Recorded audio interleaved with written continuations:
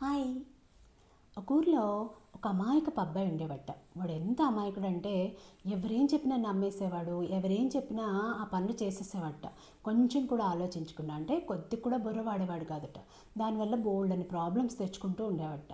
అయితే వాడిని చూస్తున్న వాళ్ళ నాన్న, ఎందుకు నాన్న ఇంత అమాయకంగా ఉంటావు, ఏదైనా పని చేసేటప్పుడు కొంచెం ఆలోచించచ్చు కదా, కొంచెం తెలివిగా ఉండొచ్చు కదా, ఇలా అయితే ఎలా బ్రతుకుతావురా, నీకు ఎలా పెళ్లి చేయాలిరా అని బాధపడుతూ ఉండేవట. కానీ ఆ అబ్బాయి మాత్రం అస్సలు ఒప్పుకునేవాడు కాదట. నేను చాలా తెలివిగలవాడిని అనేవాట.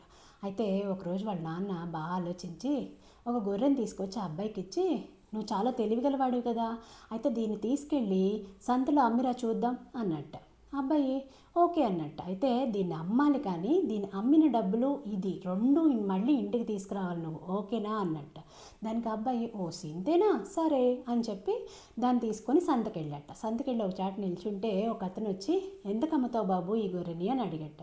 అబ్బాయి రూపాయి అన్నట్టు. ఆ రోజుల్లో రూపాయి చాలా వాల్యుబుల్ కదా. సరే ఆయన రూపాయి చేతిలో పెట్టి ఆ గొర్రె ఇవ్వు అన్నట్టు. దానికి అబ్బాయి లేదు లేదు నేను గొర్రెనివ్వను అన్నట్టు.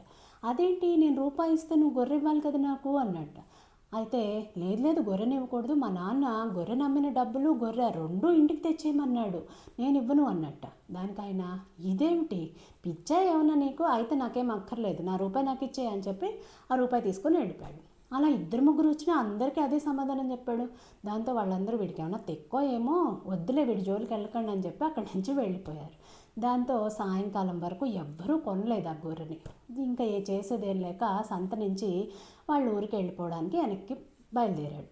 వెళ్తున్నాడు కానీ ఒక చాట అక్కడ ఒక చెరువు గట్టు మీద కూర్చొని, ఇప్పుడు ఈ గొర్రెని అమ్మకపోతే మా ఇంటికి వెళ్తే మా నాన్న మళ్ళీ నన్ను అమాయకుడివి, తెలివి లేదు, అది ఇది అంటాడు, ఎలా అబ్బా అని బాధతో ఆలోచిస్తున్నాడు. ఒక అమ్మాయి అక్కడికి నీళ్ళ కోసం వచ్చిందట.